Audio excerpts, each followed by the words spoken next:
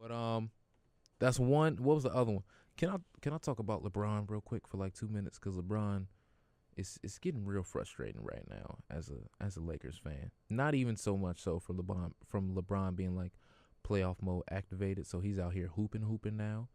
But just kind of how things have been going this season in terms of how things have been treated. Um, we all know that LeBron ain't never really been in trade rumors, right? We all know this. But I'm not really here as much for the isolation I'm beginning to see between it being like LeBron and the teammates. I'm not really here for that. And reason being is because uh a lot of these young guys are um guys that I've seen mature over the past couple years and grow up and get better as players. And I've seen them make their strides. And sure, some of them still got room to grow, but some of them are doing a very, very good job. But I'm not exactly here for it being like, yo, some of these guys don't know what they're missing out on. They need to play harder. They need to do this. They need to do that. With all due respect to LeBron, who'd have been to 8 straight finals, all due respect in the world, bro, you knew what it was when you was coming in here. You knew that these guys were young. You knew that it was going to be a big learning curve. You knew this was going to be a little bit more difficult than usual. So this is something that with this situation, you had to have more care. If you came in with a team full of vets, if these guys were like 4, 5, 6 years in the league, I completely understand where you at. Some of them was rookies last year. Some of them was rookies 2 years ago. And these are the guys that we're leaning on in terms of being our young core, being Josh Hart, Kyle Kuzma, Brandon Ingram, Lonzo Ball, who's been out. Now, keep in mind, I do think that if LeBron would have been in a Lakers uniform for them 17 games that he missed, our record would be different. Situation would be a lot different. But I do think his recent comments in terms of him saying some of that stuff has been very isolating for the team, and it's probably rubbing a lot of them the wrong way, especially some of them veterans that's on the team.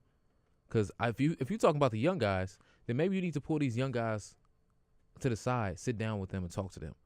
Because some of these vets that you got, JaVale McGee won both his rings against you. Tyson Chandler won his ring against you. Rondo's team had to go through y'all to get his ring, you know?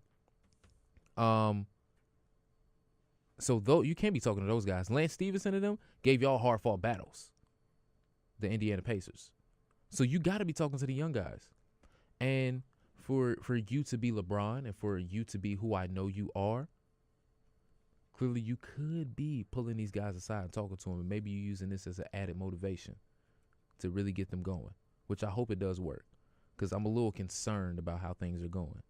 And I'm also concerned, bro, I need to know what's going on with Lonzo's leg. Is it worse than what we thought it was? Because when Lonzo was in, we had a top 5, top 7 ranked defense.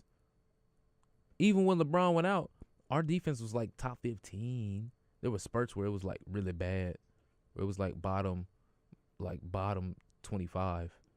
But it hasn't consistently been this bad. And one of those reasons because Lonzo Ball been out. I hope Lonzo leg get better, bro, because we need you to come back, dog. We need you to come back. But all in all, I say all of this because I'm sure a lot of them players felt the way about their names being floated around so easily in trade conversation. This being the first real time they had to go through that and learn that this really is a business, you know? They really had to learn, oh, man, this how this actually works. This how this goes. Okay.